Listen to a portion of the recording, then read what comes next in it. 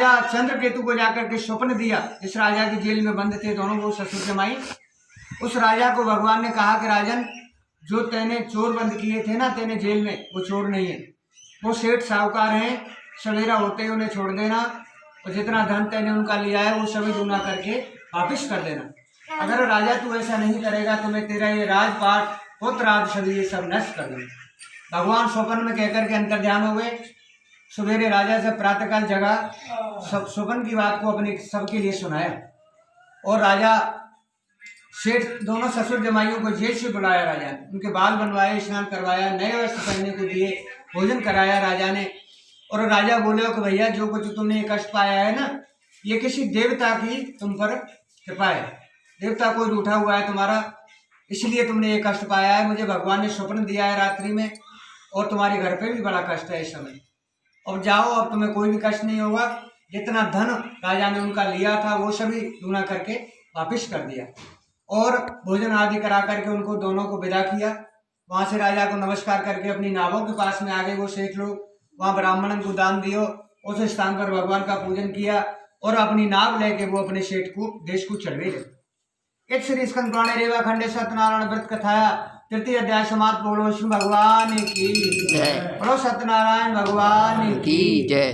श्रीमन नारायण नारायण नारायण, भजमन नारायण नारायण नारायण, बोलो सत्यनारायण भगवान की।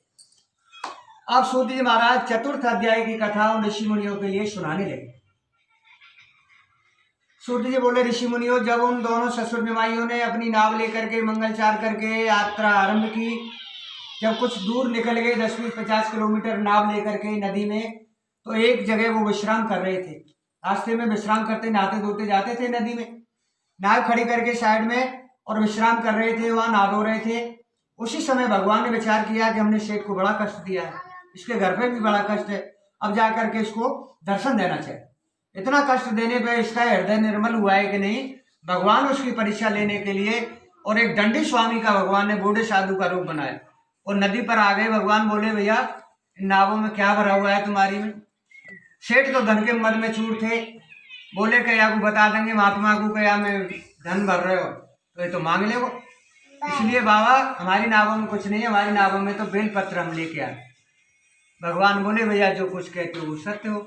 ऐसा कह के भगवान दंडी स्वामी आगे चले गए और जब दोनों ससुर जमाई नहा धो करके आए नावों के पास में, तो सेठ ने देखा पहली तो नाव हमारी इतनी डूब रही थी पानी में, अब ये कैसे ऊपर तैरने लगी। चालाक होते हैं सेठ, कपड़ा हटा करके देखा तो उसमें धन की जगह पर बेलपत्रे बने। बेलपत्रों को देख करके सेठ को होश नहीं रहा। उसके दामाद ने नदी में से जल आदि लेकर के छींटा आदि लगाए, उसके मुख पे बहुत देर में होश आया उसे। तो उसका दामाद बोला, पिताजी अभी अभी आपने साधु महात्मा से झूठ बोला कि हमारी नावों में बेलपत्रे आदि भरे। इस कष्ट को साधु महात्मा ही दूर कर सकते हैं पिताजी, और कोई करने वाला अब नहीं। चले ढूंढे, कहीं बूढ़े साधु थे आसपास में पहुंचे होंगे। दोनों ससुर जमाई वहां भगवान को जंगल में ढूंढने लगे। भगवान तो उनकी परीक्षा ले रहे थे सेठ लोगों। भगवान वृक्ष के नीचे बैठे हुए मिल गए उनको, दोनों चरणों में जाकर के गिर गए, क्षमा मांगने लगे, रोने लगे, विलाप करने लगे। भगवान हम आपको पहचान नहीं पाए और हमने आपसे झूठ बोला, भगवान हमें क्षमा करो, हमारा धन वापस देके हमारी रक्षा करो। भगवान बोले, सेठ तेने हमारी पूजा करने का वादा किया था, कथा करने का, जब बेटी होगी तो मैं भगवान की कथा कराऊंगा। तेने आज तक बेटी का भी विवाह हो गया, तेने आज तक हमारा नाम तक नहीं लिया और तेरे पास आए तो झूठ बोला कि हमारी नावों में बेलपत्रे भरे। वो रोने लगा, भगवान मैं भूल गया माया के चक्कर में और आपको पहचान नहीं पाया, मैंने आपसे झूठ बोल दिया, अब भगवान मुझे क्षमा कर दो। अब मैं ये व्रत करता हूँ, ये संकल्प करता हूँ आज से जीवन में कभी भी झूठ नहीं बोलूँ, मेरा धन वापस दे के मेरी रक्षा कर। भगवान बोले, जाओ सेठ तुम्हारा धन तुम्हें वापस मिल जाएगा।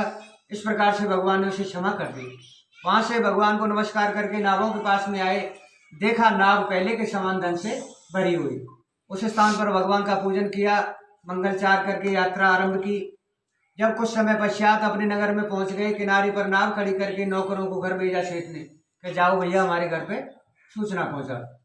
नौकर गए सेठ के घर पे, सेठानी जी को नमस्कार किया और बताया कि सेठ जी बहुत सा धन लेकर के नदी किनारे आ गए हैं, आप उनसे मिलने के लिए वहाँ आ जाना। ऐसा कहकर के नौकर वापिस आ गए। जब दोनों नौकर गए थे जब घर पे सेठ के, तो वो दोनों माँ बेटी भगवान की पूजा कर रही थी घर में।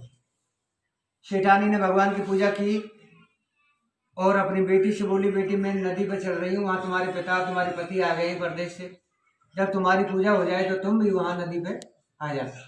नदी घर के पास में थी। ऐसा बेटी से कहकर के वो सेठानी चली गई नदी पे। जब उस कलावती कन्या ने सुना कि मेरे पति और मेरे पिता परदेश से वापस आ गए हैं, तो उसका ध्यान पूजा से हट गए। जल्दी में उसने भगवान की पूजा की। इतनी जल्दी हुई उसको कि भगवान का प्रसाद लेना भी भूल गई। जल्दी से दौड़ करके नदी पर चली गई। भगवान रुष्ट हो गए इस कन्या से। जिस नाव पर बैठ करके आया था उसका पति, उस नाव को भगवान ने उस नदी में डुबा दिया। जैसे वो कन्या पहुंची और उसने देखा और सुना कि मेरे पति अभी इस नदी में डूब गए हैं, तो वो कन्या भी उस नदी में डूबने के लिए तैयार हो गई। सेठ सेठानी दुखी हो गए, देखो मेरे दामाद नदी में डूब गए, मेरी कन्या भी जा रही है, भगवान क्या मेरे से भूल हो गई, क्या आप बार बार मुझे कष्ट देते हो, क्षमा कर देते हो, इस बार मेरे से क्या भूल हुई भगवान। बार बार क्षमा मांगने लगा वो साधु सेठ भगवान से।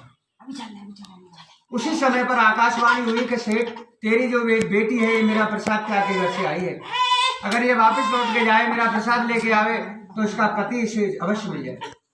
आकाशवाणी को सुनकर कहते हैं आकाशवाणी, आकाशवाणी कहते हैं कहते लाली बता आकाशवाणी आकाश से आवाज आती है। क्या बात। तो आकाशवाणी सुन करके वो कन्या वापस घर गई। घर जाकर के उसने भगवान का प्रसाद लिया।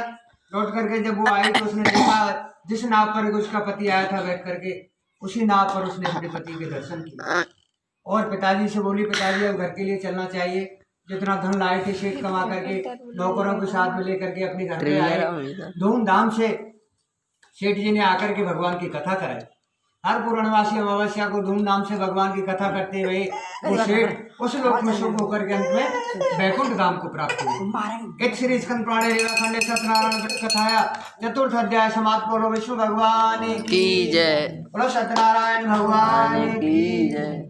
श्रीमन्नारायण नारायण नारायण श्रीमन्नारायण नारायण नारायण बद्री नारायण नारायण नारायण केशव नारायण नारायण नारायण। बोलो सत्यनारायण भगवान की जय। अब सूत जी महाराज पंचम अध्याय की कथा ऋषि मुनियों को सुनाने लगे। सूत जी बोले, ऋषि मुनियों ध्यान पूर्वक सुनिए, हम तुम्हें एक कथा और भी सुनाते हैं। पुराने समय में ही एक तुंगध्वज नाम को राजा है। वो राजा बड़ा धर्मात्मा था, मंदिरों में जाकर के ब्राह्मणों को दान देता। और लेकिन एक दिन वो राजा शिकार खेलने के लिए जंगल में चला गया। जंगल में जाकर के शिकार किया, पूरे दिन जंगली जानवरों का विनाश किया। शाम के वक्त अपने नगर के जब वापिस आने लगा राजा, तो एक राजा वृक्ष के नीचे अपना घोड़ा खड़ा करके और विश्राम करने लग गया। शाम विश्राम कर रहा था राजा अपना घोड़ा खड़ा करके छाया में। वहीं जंगल में ही एक बड़का वृक्ष था। उस बड़के वृक्ष के नीचे ग्वाल वाल ग्वालिया लोग जो भगवान की कथा कर रहे थे। पूर्णमासी का दिन था। सभी ग्वाल वाल अपने घर से प्रसाद बनवा करके ले गए और वहां जाकर के वो भगवान के जंगल में कथा करने लगे। जैसे उनकी ग्वाल वालों की कथा हुई, भोग लगा, आरती हुई, प्रसाद दे करके ग्वाल वालों ने कि जाओ भैया हमारे राजा बैठा है वहाँ, उसको राजा को सबसे पहले प्रसाद दे करके आओ। जंगल में से पत्ताओं के दोना बनाए थे ग्वाल वालों ने, वही प्रसाद लेकर के ग्वाल वाल गया राजा के सामने रख करके और वापस आ गया। राजा ने उस